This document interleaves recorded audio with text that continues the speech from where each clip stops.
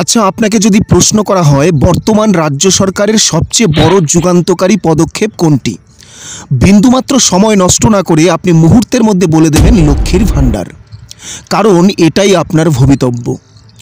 এই রাজ্যের উন্নয়নকে অ্যাড্রেস করতে হলে আপনাকে একটা সরকারি ভাতার সাহায্য নিতে হবে। এরকম একটা গুরুত্বপূর্ণ প্রশ্নের উত্তরে আপনি কখনোই স্বাস্থ্যের কথা, শিল্পের কথা, কর্মসংস্থানের কথা ভাবতেই পারবেন না। আর রইল বাকি শিক্ষানীতি, তার সঙ্গে তো সরকারের সাপে নেউলে সম্পর্ক। এই অনন্য সাধারণ লক্ষ্মীর ভাণ্ডার যে মমতা ব্যানার্জি প্রথম চালু করেছেন এমনটা কিন্তু নয়। বাঙালি আজ থেকে 120 বছর আগে এই লক্ষ্মীর ভাণ্ডারের স্বাদ পেয়েছিল। 1905 সালে বঙ্গভঙ্গ আন্দোলনের সময় সরলা দেবী চৌধুরানী একটি প্রতিষ্ঠান বা ভাণ্ডার চালু করেছিলেন, যার নাম দিয়েছিলেন লক্ষ্মীর ভাণ্ডার। কি উদ্দেশ্য ছিল? উদ্দেশ্য ছিল স্বদেশি পণ্যের উৎপাদন বৃদ্ধি, ব্যবহার বৃদ্ধি এবং স্বদেশি ও বয়কট আন্দোলনে অর্থের যোগান দেওয়া। সেই দিনের লক্ষ্মীর ভাণ্ডারের লক্ষ্য ছিল স্বদেশ প্রেম, আর আজকের লক্ষ্মীর ভাণ্ডারের লক্ষ্য ভোট প্রেম। কারণ মহিলাদের আত্মনির্ভর করা এর উদ্দেশ্য নয়, মাসিক হাত খরচা চালানোই এর একমাত্র কারণ। আর এই ভোট প্রেম দেখাতে গিয়ে বিগত 3 বছরে রাজ্য সরকার খরচ করে ফেলেছে প্রায় 40,000 কোটি টাকা।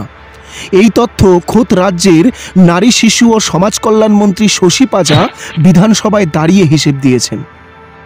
একটু গভীরভাবে বিশ্লেষণ করলে আপনি বুঝতে পারবেন এই 40,000 কোটি টাকা থেকে প্রায় 12,000 কোটি টাকা খরচ করা হয়েছে শুধুমাত্র বিলাসিতার জন্য।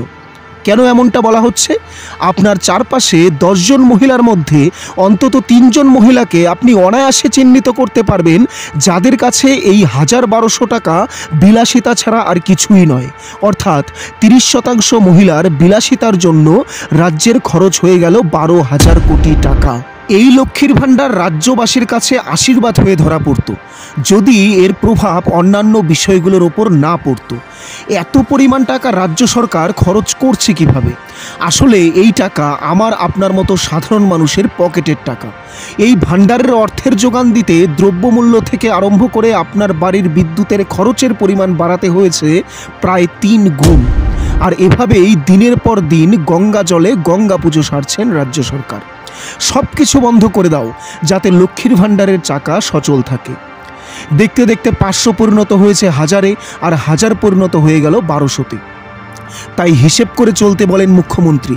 স্বাস্থ্য খাতে খরচের প্রয়োজন নেই, শিল্পের কথা ভাবার প্রয়োজন নেই, শিক্ষা ব্যবস্থা উন্নয়নের কোনো প্রয়োজন নেই, সরকারি কর্মচারীদের হকের ডিএ দেওয়ার প্রয়োজন নেই, সব কিছু বন্ধ করে দাও। বিগত কয়েক বছর ধরে পড়ে আছে যে কোনো সরকারি চাকুরির নিয়োগ। লক্ষ লক্ষ শূন্যপদ থাকলেও তার 10% পূরণেরও কোনো অভিপ্রায় নেই রাজ্য সরকারের। বছরের পর বছর রাস্তায় শুয়ে আছে রাজ্যের শিক্ষিত বেকার ছেলে মেয়েগুলি। মুখ্যমন্ত্রীর কড়া নির্দেশ, রাজ্যের ভাড়ার শূন্য, খুব প্রয়োজন না হলে শূন্যপদ পূরণ করা যাবে না। কেবল নির্বাচনের ব্রহ্মাস্ত্র লক্ষ্মীর ভাণ্ডার চালু থাকবে। সন্তানের রক্ত শুষে নিয়ে সেই রক্ত লক্ষ্মীর ভাণ্ডার প্রকল্পের নামে তার মায়ের গলা দিয়েই নামানো হচ্ছে। মায়ের অ্যাকাউন্ট থেকে লক্ষ্মীর ভাণ্ডারের 1,000-1,200 পকেটে নিয়েই সন্তানকে পরীক্ষা দিতে ছুটতে হচ্ছে পাশের রাজ্য বিহার কিংবা ঝাড়খণ্ডে। ভিডিও শেষে একটাই আবেদন রাজ্য সরকারের কাছে, সরকারি পরিষেবা লাভ করা সকলের অধিকার, কিন্তু সরকারি অনুদান পাওয়ার যোগ্য কখনোই সকলে হতে পারে না। আপনারা কি মনে করেন না যে এই প্রকল্পের সংস্কারের প্রয়োজন? আদৌ কতটা লাভবান হচ্ছে আপামর রাজ্যবাসী? ধীরে ধীরে যেদিন এই প্রকল্প রাজ্যবাসীর কাছে অভিশাপ হয়ে উঠবে সেদিন বড্ড দেরি হয়ে যাবে না তো? কমেন্ট বক্সে আপনাদের মতামত জানাবেন। আর পরবর্তী ভিডিও সবার আগে পাওয়ার জন্য চ্যানেলটিকে সাবস্ক্রাইব করতে একদমই ভুলবেন না।